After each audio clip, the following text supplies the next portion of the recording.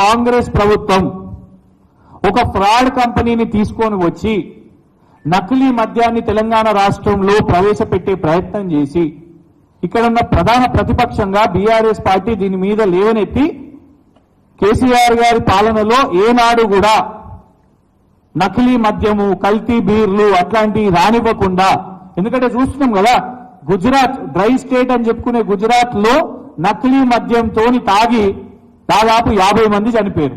Media report చేసింది, వాస్తవం కాదా? ఇదే కంపెనీ మధ్యప్రదేశ్ లో మురేనా అనే జిల్లాలో 25 మంది చనిపోయారు. ఆ తర్వాత అక్కడ సిట్ దర్యాప్తు చేసి ఈ కంపెనీ యొక్క ట్యాంకులను అవన్నిటినీ జప్తు చేశారు.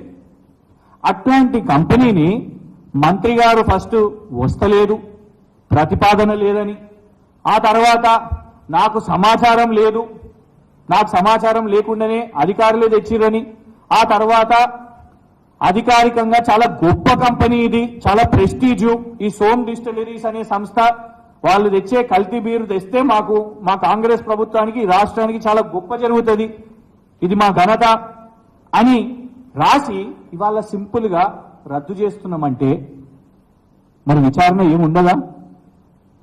ఎందుకంటే ఈ కంపెనీకి కాంగ్రెస్ పార్టీకి ఫైనాన్షియల్ ట్రాన్సాక్షన్స్ జరిగినాయని కూడా మేము బహిర్గతం చేసినాం. అఫీషియల్ గా కోట్ల రూపాయలు కాంగ్రెస్ పార్టీకి ఈ సోమ్ డిస్టిలరీస్ అనే వాళ్ళు ఇచ్చిండ్రు.